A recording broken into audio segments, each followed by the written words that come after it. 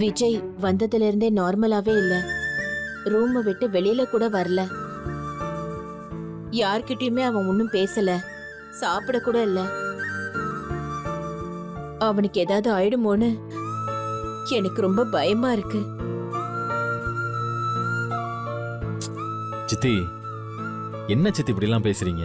கவலைப்படாதீங்க, விஜய் கிட்ட நான் பேசுறேன். மகா, இந்த வீட்ல இருக்கிற சில பேரு உன்னை எப்படியெல்லாம் மட்டம் தட்டுவாங்க. ஆனா இப்ப என்னாச்சு பாத்தியா? இதுக்குதான் கொஞ்சம் அடக்கி வாசிக்கணும்னு சொல்றது.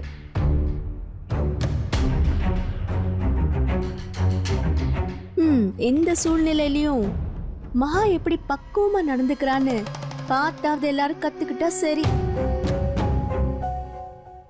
எப்பவும் எல்லாரையும் மதிப்போட நடத்தினா யாருக்கும் எந்த பிரச்சனையும் வராது. ஐஸ்வர்யா, உன் ஆதங்கம் புரியுது.